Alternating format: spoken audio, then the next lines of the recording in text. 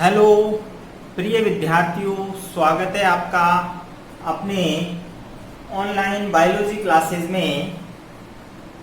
जो विद्यार्थी लगातार हमसे जुड़े हुए हैं उनका रेस्पॉन्स जिस प्रकार हमें मिल रहा है, मैं उम्मीद करता हूं कि आगे आपको इसी प्रकार सभी वीडियो समय पर उपलब्ध होंगी और हम बायोलॉजी का कंप्लीट सिलेबस इसी प्रकार ऑनलाइन रखेंगे। और पिछले वीडियो में हमने मानव मस्तिष्क को कंप्लीट पढ़ लिया था। उसके नेक्स्ट अगला जो पार्ट है वो होता है स्पाइनल कॉर्ड। आज हम स्पाइनल कॉर्ड अर्थात मेरु रज्जु को लेकर आए हैं।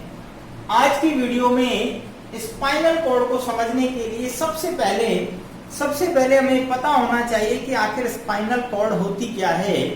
तो ध्यान रखना, स्पाइनल कॉर्ड मस्तिष्क के मेडुला ऑब्लंगेटा भाग का ही पिछला भाग होता है, जो कि हमारी खोपड़ी अर्थात स्कल के पिछले वाले हिस्से में एक छिद्र होता है जिसे हम महारंध्र फोरामेन मैग्नम कहते हैं। और इस महारंध्र से निकलने के बाद मेडुला ऑब्लंगेटा का पश्च भाग कपाल के बाहर महारंध्र से निकलकर मेरु रज्जु कहलाता है अर्थात स्पाइनल कॉर्ड कहलाता है। इसको समझने के लिए यहाँ आप देख सकते हैं, ये मस्तिष्क है, राइट, ये मस्तिष्क है और इस मस्तिष्क के ऊपर ये कपाल बनाया हुआ है, ये कपाल है। और इस कपाल के नीचे की तरफ ये छिद्र है जिसे हम कहते हैं फोरामेन मैग्नम। और यहां से निकलने के बाद मेडुला ऑब्लंगेटा, यहां से चूंकि पिछला भाग बेलनाकार जो भाग है मस्तिष्क का, पश्च मस्तिष्क का, वो मेडुला ऑब्लंगेटा कहलाता है। उस मेडुला ऑब्लंगेटा ही सतत रूप से वही मेडुला ऑब्लंगेटा पीछे एक पतली रस्सी के समान संरचना में बदल जाता है। उसी को हम मेरु रज्जु या तंत्रिका रज्जु कहते हैं। दैट इज स्पाइनल कॉर्ड अर्थात मेरु रज्जु मस्तिष्क से निकलने वाली वो रस्सी के समान संरचना होती है जो फोरामेन मैग्नम से निकलकर पूरी रीढ़ की, जो हमारी रीढ़ होती है स्पाइनल कॉर्ड, उसकी संपूर्ण लंबाई में, ये देखिए रीढ़ की संपूर्ण लंबाई में स्थित होती है। और इसकी लंबाई, मानव में इसकी लंबाई की जब हम बात करते हैं तो लगभग 45 सेंटीमीटर अर्थात 45 सेंटीमीटर लंबी होती है। और इसका विकास अर्ली, लगभग प्रारंभिक स्टेज में हो जाता है कंप्लीट। ऐसा मानते हैं प्रारंभिक एज में इसकी जो लंबाई है वो कंप्लीट हो जाती है। इसके बाद अगर हम बात करें इसकी संरचना की तो देखने में ये घोड़े की पूंछ के समान दिखाई देती है। जैसे घोड़े की पूंछ आप देखते हैं पीछे से जाके और फूल जाती है और उसमें दोनों तरफ जो है तंत्रिकाएं, यानी जैसे बाल होते हैं, तो इस प्रकार इससे तंत्रिकाएं निकली होती हैं जिन्हें हम मेरु तंत्रिकाएं कहते हैं। जो नेक्स्ट हम परिधीय तंत्रिका तंत्र अर्थात पेरिफेरल नर्वस सिस्टम में पढ़ेंगे। तो यहाँ पर ये घोड़े की पूंछ के समान दिखाई देती है। और इसका जो अंतिम भाग होता है उसे हम अंतःसूत्र या फिलम टर्मिनल कहते हैं, अंतःसूत्र या फिलम टर्मिनल कहते हैं। और ये जो है बिल्कुल अगर हम मस्तिष्क से तुलना करें तो जिस प्रकार मस्तिष्क के अंदर चारों ओर 3 तानिकाओं का आवरण होता है, ठीक उसी प्रकार मेरु रज्जु पर भी 3 तानिकाएं अर्थात जो मस्तिष्क आवरण है वो पाए जाते हैं। अर्थात सबसे ऊपर जो है दृढ़ तानिका, उसके नीचे एरेक्नोइड अर्थात जो है जिसे हम कहते हैं जाल तानिका, और सबसे अंदर वाली जो थी वो थी पाया मेटर अर्थात मृदु तानिका। अर्थात मस्तिष्क के समान इस पर भी 3 मस्तिष्क आवरण की तरह 3 आवरण होते हैं, तानिकाएं होती हैं।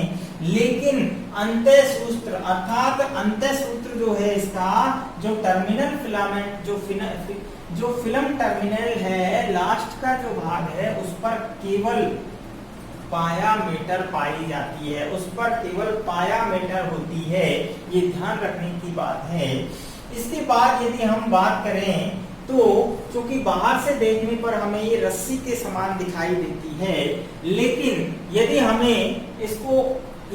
हम इसे आंतरिक संरचना को यदि हम देखें तो हमें इसका टीएस, ये जो हमने बनाया है ये टीएस अर्थात ट्रांसफर सेक्शन है मेरु रज्जु का।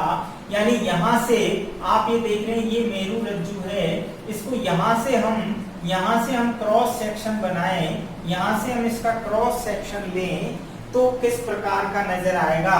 दैट इज यहाँ जो आपको ये डायग्राम दिखाया है ये मेरु रज्जु की अनुप्रस्थ काट को दर्शाता है। तो ये मेरु रज्जु की जो अनुप्रस्थ काट है उसमें हमें क्या क्या संरचनाएं दिखाई देती हैं। तो यहाँ गौर करने की बात है कि मेरु रज्जु की जो अनुप्रस्थ काट है उसमें हम देख रहे हैं कि ऊपर की तरफ एक पृष्ठ विदर अर्थात एक खांच होती है जो डॉर्सल, ये इसकी पृष्ठ सतह है, ये इसकी पृष्ठ सतह है और ये इसकी अधर सतह है। तो पृष्ठ सतह पर डॉर्सल सरफेस पर आप देख रहे हैं एक खांच होती है जिसे हम कहते हैं पृष्ठ विदर। इसी प्रकार अधर सतह पर भी एक खांच या विदर होती है जिसे हम अधर विदर कहते हैं। अब यहाँ पर गौर करने वाली बात ये है कि इसको जब हम देखते हैं तो ये तितली के आकार की संरचना में नजर आता है। किस प्रकार की संरचना में? ये तितली के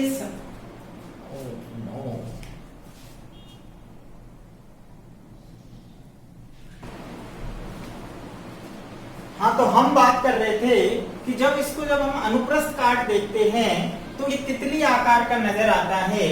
यहाँ पर हम देखते हैं तितली आकार में पृष्ठ सतह पर जो आपको नजर आ रहे हैं, पृष्ठ सतह पर 2 श्रृंग होते हैं जिन्हें पृष्ठ श्रृंग कहते हैं अर्थात डॉर्सल हॉर्न। इसी प्रकार 2 अधर सतह पर भी श्रृंग नजर आते हैं जिन्हें अधर श्रृंग कहते हैं अर्थात वेंट्रल हॉर्न। तो 2 पृष्ठ हॉर्न पृष्ठ सतह पर, इसी प्रकार 2 अधर सतह पर अधर हॉर्न दिखाई देते हैं। ये जो श्रृंग बने हुए हैं ये मेरु रज्जु में यदि हम बात करें मस्तिष्क के समान ही यहाँ पर ग्रे मैटर और व्हाइट मैटर होता है, लेकिन मस्तिष्क में बाहर की तरफ धूसर द्रव होता है, जबकि यहाँ आप देख रहे हैं उसके विपरीत बाहर की ओर श्वेत द्रव होता है अर्थात व्हाइट मैटर होता है, जबकि अंदर की ओर जो तितली के समान जो स्ट्रक्चर नजर आती है वो धूसर द्रव से बनी हुई है अर्थात ग्रे मैटर से बनी हुई है। ऊपर की ओर जो पृष्ठ श्रृंग होते हैं वहां से तंत्रिकी न्यूरॉन जो संवेदी न्यूरॉन होती है अर्थात सेंसरी नर्व्स निकल कर जाती है। ठीक इसी प्रकार जो अधर श्रृंग होते हैं वहां पर चालक तंत्रिका मैसेज लेकर आती है और इस प्रकार यहाँ पर मस्तिष्क से पर जाने से पहले मेरु रज्जु के पास अंगों से जो कि संवेदी अंग कहलाते हैं उनसे सूचनाएं आती हैं और ये मस्तिष्क को ट्रांसफर कर देता है अर्थात यहाँ से मस्तिष्क को सूचनाएं तंत्रिकी आवेगों के रूप में भेज दी जाती है। इसके अलावा मध्य में आप देख रहे हैं केंद्रीय तंत्रिका नाल होती है अर्थात ये जो केंद्रीय तंत्रिका नाल है, इसके अंदर न्यूरोसील केंद्रीय तंत्रिकीय गुहा, जिसे हम कहते हैं केंद्रीय तंत्रिका गुहा को न्यूरोसील कहते हैं, और इसके अंदर मस्तिष्क के समान सेरिब्रोस्पाइनल फ्लूइड भरा होता है, सेरिब्रोस्पाइनल फ्लूइड भरा होता है। और इस प्रकार हम कह सकते हैं कि जो मेरु रज्जु है वो मस्तिष्क के समान ही सेरिब्रोस्पाइनल फ्लूइड को रखता है, और यहाँ भी उसके वही कार्य हैं जो मस्तिष्क में होते हैं, अर्थात इसको चिकना बना के रखता है और इसको बाह्य आघातों से बचाता है। इसके बाद हम बात करते हैं मेरु रज्जु के कार्य। तो मेरु रज्जु जो है स्पाइनल कॉर्ड, तो ध्यान रखना स्पाइनल कॉर्ड एक प्रकार से केंद्र की तरह काम करता है। जब हम बात करते हैं ऊपर की ओर मस्तिष्क को मैसेज जाते हैं मेरु रज्जु के द्वारा, जबकि मेरु रज्जु जो है संवेदी अंग अर्थात सेंसरी ऑर्गन और मस्तिष्क के बीच में एक कनेक्शन का कार्य करती है। संवेदी अंगों से संवेदनाएं मेरु रज्जु में आती है और मेरु रज्जु से मस्तिष्क को ट्रांसफर कर दी जाती है। इस प्रकार मेरु रज्जु जो है अपने मस्तिष्क से तंत्रिक जो संवेदी अंग है उनका जो है एक प्रकार से सामंजस्य और उनको आपस में जोड़ने का कार्य करता है। ठीक इसी प्रकार हम बात करें तो जो प्रतिवर्ती क्रियाएं होती है उन सबका संचालन भी मेरु रज्जु ही करता है। तो मिलते हैं नेक्स्ट वीडियो में। आज हमने स्पाइनल कॉर्ड के बारे में कंप्लीटली अध्ययन किया है। मिलते हैं नेक्स्ट वीडियो।